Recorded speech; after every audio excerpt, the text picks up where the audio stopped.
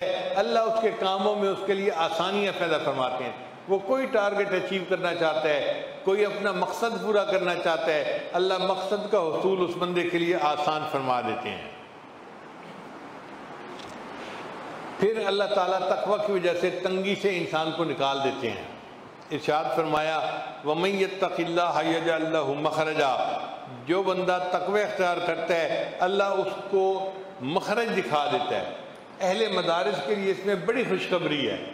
ہم کئی مرتبہ پھنس جاتے ہیں، اخراجات ہوتے ہیں، وسائل نہیں ہوتے تو ہم پریشان ہوتے ہیں، تنخواہیں کہاں سے دیں گے، طلباء کے کھانے کے خرچے کیا کریں گے، فلاں کیا ہوگا اور فلاں کیا ہوگا۔ اس کا ایک ہی حل ہے، ہم تقوی اختیار کریں، اللہ تعالیٰ ہر تنگی میں سے راستہ نکال دیں گے۔ علامہ ابن جوزی رحمۃ اللہ نے سید الخاطر میں واقعہ لکھا ہے، وہ فرماتے ہیں ایک دفعہ حالات کی وجہ سے میں بہت پریشان تھا، تو میں نے قرآن مجید میں یہی آیت پڑھی وَمَن يَتَّقِ اللَّهَ يَجْعَل لَّهُ مَخْرَجًا، کہ جو تقوی اختیار کرے گا اللہ اس کے لیے حالات میں سے نکلنے کا راستہ دکھا دے گا۔ وہ کہتے ہیں کہ میں نے قرآن مجید رکھا اور اللہ کے سامنے نیت کی، اے اللہ میں آئندہ تقوی کی زندگی اختیار کروں گا، تو مجھے اس مشکل میں سے نکال دے۔ فرماتے ہیں صرف نیت کرنے کی وجہ سے اللہ نے اس تنگی کو آسان کر دیا اور میرے لیے خروج کا راستہ نکال دیا۔ تو تقوی اختیار کرنا اللہ کو اتنا پسندیدہ ہے، اللہ بندے کے لیے پریشانیوں میں سے راستہ نکال دیتا ہے۔ پھر رزق کے بے گمان ملنا، کہ اللہ تعالیٰ ایسی طرف سے رزق دیتا ہے جس کا ان کو گمان ہی نہیں ہوتا۔ اورنگزیب عالمگیر ایک بادشاہ گزرے ہیں، بڑے عالم تھے، صاحب نسبت تھے۔ ان کے استاد کا نام تھا ملا جیواں رحمۃ اللہ علیہ۔ ملا جیواں رحمۃ اللہ علیہ کی بڑی جائیداد تھی، وہ بڑی بلڈنگز کے مالک تھے، زرعی زمینوں کے مالک تھے، اور جیسے کوئی بڑا سیٹھ آدمی ہوتا ہے نا، ایسے ان کا حال تھا۔ ایک شہزادے نے ان کی شکایت بادشاہ کو کی کہ جی یہ بادشاہ کا پیر ہے اور اتنی جائیداد کا مالک ہے، تو ہمیں یہ لگتا ہے کہ یہ لوگوں کو ورغلا کے ان سے پیسے لے لیتا ہے اور اس نے اتنی جائیداد اکٹھی کر لی ہے۔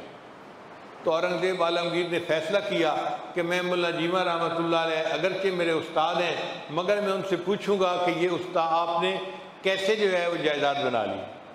تو انہوں نے ملا جیواں کو پیغام بھیجا کہ جی آپ ملنے کے لیے تشریف لائیے۔ اب ملا جیواں رحمۃ اللہ دربار میں آئے، اورنگزیب عالمگیر نے اٹھ کر ان کا استقبال کیا، پاس بٹھایا، سلام کیا، محبت سے بات کی اور یہ کہا جی کہ آپ مجھے یہ بتا دیجئے کہ آپ تو ایک فقیر آدمی ہیں، پڑھاتے ہیں طلباء کو، آپ اتنی جائیداد کے مالک کیسے بن گئے؟ تو ملا جیواں رحمۃ اللہ نے فرمایا کہ آپ کو یاد ہوگا میں پچھلی مرتبہ آپ کو ملنے کے لیے آیا تھا، آپ نے مجھے ایک چونی ہدیے میں دی تھی۔ ان کا ہاں۔ کہنے لگے وہ چونی میں نے جا کے اپنی بیوی کو دی تھی اور کہا تھا کہ اس کو کسی اچھے کام پہ لگا دو تاکہ اللہ ہمارے لیے رزق میں آسانی کر دے۔ میری بیوی نے چند انڈے لیے اور مرغی کے نیچے رکھ دیے، ان انڈوں سے بہت سارے بچے نکل آئے تو کئی مرغیاں بن گئیں، چنانچہ ہمارے گھر کی مرغیوں میں برکت ہو گئی۔ پھر مرغیوں کے ساتھ میری بیوی نے ایک بکری خرید لی، اللہ نے بکریوں کا ریوڑ بنا دیا۔ پھر بکریوں سے ہم نے ایک گائے خرید لی، اللہ نے گائے کا ریوڑ بنا دیا۔ گائے بڑھتے بڑھتے اتنی بڑی کہ میں گائے کو سیل کرتا تھا اور زرعی زمین خریدتا تھا۔ پھر اللہ نے میری زرعی زمین کے کاروبار میں برکت دی اور ایک زمین میں کم قیمت پہ خریدتا تھا، اس کی قیمت بڑھ جاتی تھی۔ تو اللہ تعالیٰ نے آج مجھے اتنا کروڑپتی بنا دیا، مگر میری انویسٹمنٹ وہ چونی ہے جو آپ ہی نے مجھے دی تھی۔ اورنگزیب عالمگیر نے کہا کہ اچھا استاد جی اب ذرا میری بات بھی سن لیجئے۔ اس نے اپنا ایک خادم بھیجا کہ جاؤ فلاں جگہ پہ جو ایک ہندو ہے نا اس کو بلا کے لاؤ اور اس کو کہو کہ پچھلے سال کا پورا ریکارڈ خرچے کا ساتھ لے کے آئے۔ تھوڑی دیر میں وہ ہندو آ گیا، اس نے کہا بادشاہ سلامت آپ نے کیوں بلایا ہے؟ بادشاہ سلامت نے کہا کہ آپ نے پچھلے سال اپنے مکان کی چھت کو ریپیئر کروایا تھا، اس کا خرچہ کتنا ہے؟ اس نے کہا جی ایک چونی۔ اس نے کہا مجھے اس کی ڈیٹیل بتاؤ۔ اس نے کہا جی بہت بارش تھی اور میری چھت میں سے پانی ٹپک رہا تھا اور میری بیوی مجھ سے جھگڑا کر رہی تھی، آپ گھر کی طرف توجہ نہیں دیتے، چھت ٹپک رہی ہے، بچے نیچے سوئے ہوئے ہیں، ہم جائیں تو کہاں جائیں، آپ جلدی سے اس چھت کی ریپیئر کروائیں۔ کہنے لگے اس بارش کے موسم میں وہ ہندو جو تھا وہ اپنے گھر کے باہر جھانک کر دیکھنے لگا کہ کوئی بندہ کام کرنے والا مل جائے، تو اس کو ایک نوجوان قریب ملا۔ اس نے نوجوان سے پوچھا، اے نوجوان تم مزدوری کرو گے؟ تو نوجوان نے کہا ہم تو دنیا میں پیدا ہی مزدوری کے لیے ہوئے ہیں، مزدوری ہے کون سی؟ اس نے کہا میں تمہیں کدال دیتا ہوں اور ایک جو ہے نا وہ اور چیز دیتا ہوں، اور اتنی مٹی اکھاڑو اور اس کو میری چھت کے اوپر بچھا دو تاکہ پانی ٹپکنا بند ہو جائے۔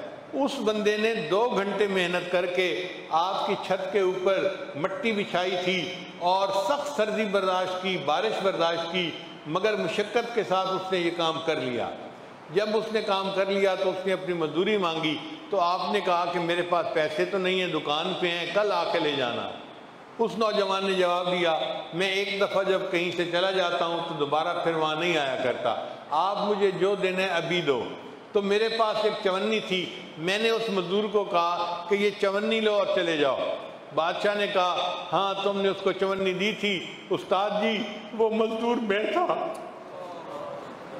میں نے اس کے گھر کی چھت کو ریپیئر کیا تھا اور مجھے اس پر یہ رزق حلال ایک چونی ملی تھی۔ جب آپ میرے پاس آئے تو میں نے آپ کو ہدیے کے طور پہ وہ چونی دی، اس چونی میں اللہ نے برکت ڈالی، آج آپ کروڑوں کی جائیداد کے مالک بن گئے ہیں۔ اللہ ایسی طرف سے رزق دیتا ہے جس کا بندے کو گمان ہی نہیں ہوتا۔ پھر اس تقوی کی وجہ سے اللہ تعالیٰ بندے کو عزت عطا فرماتے ہیں۔ چنانچہ اللہ فرماتے ہیں ان اکرمکم عند اللہ اتقاکم، بے شک اللہ کے نزدیک سب سے زیادہ اکرام والا وہ ہے جو متقی ہے۔ تو جو جتنا متقی ہوگا وہ اللہ کے نزدیک اتنا عزت والا ہوگا۔ نہ عربی کو فضیلت ہے عجمی پر، نہ عجمی کو فضیلت ہے عربی پر، نہ گورے کو کالے پر، نہ کالے کو گورے پر۔ اگر اللہ کے ہاں کسی کو عزت ہے تو وہ تقوی کی وجہ سے ہے۔ پھر اللہ تعالیٰ متقی بندے کے اعمال کو قبول کرتے ہیں۔ ارشاد فرمایا یا ایھا الذین آمنوا اتقوا اللہ، اے ایمان والو تقوی اختیار کرو، وقولوا قولا سدیدا یصلح لکم اعمالکم، اللہ تمہارے اعمال کو ٹھیک کر دیں گے، سیدھا کر دیں گے، تمہارے اعمال کو قبولیت مل جائے گی۔ تو تقوی کی وجہ سے بندے کے اعمال قبول ہوتے ہیں اور گناہوں کی اللہ تعالیٰ مغفرت فرما دیتے ہیں۔ ارشاد فرمایا وَيَغْفِرْ لَكُمْ ذُنُوبَكُمْ، اور اللہ متقی بندے کی تمام لغزشوں کو معاف فرما دیتے ہیں۔